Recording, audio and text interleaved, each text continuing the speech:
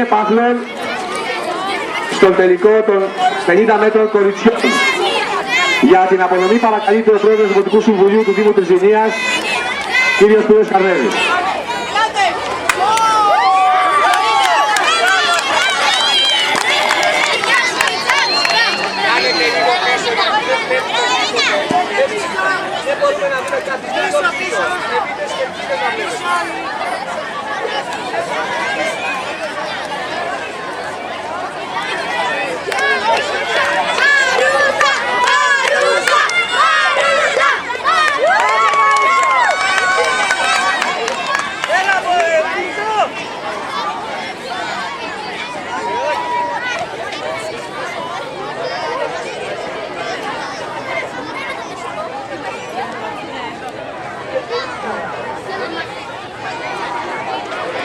Σε εξέλιξη είναι το αγώνισμα της λήψης της ελαστικής σφαίρας κοριτσιών, το παλάκι κοριτσιών.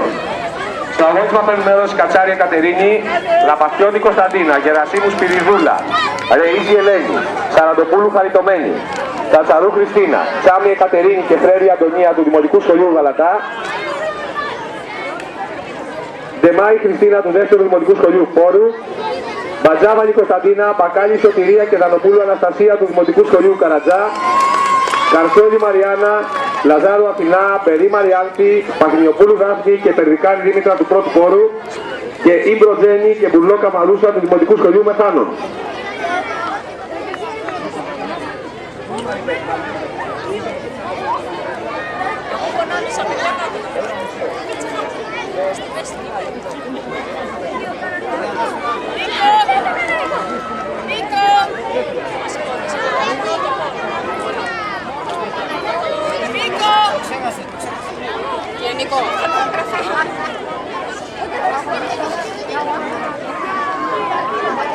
Στην τρίτη θέση, Δημητρίου Εβίτα, πρώτο του Δημοτικού Σχολείου Φόρου.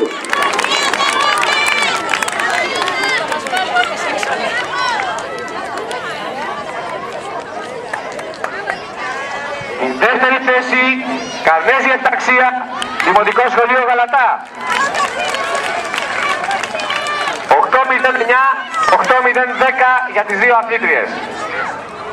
Και νικήτρια, πιο γρήγορη κοπέλα των αγώνων, Καΐκα Μαρία, πρώτο πόρου, 7-86.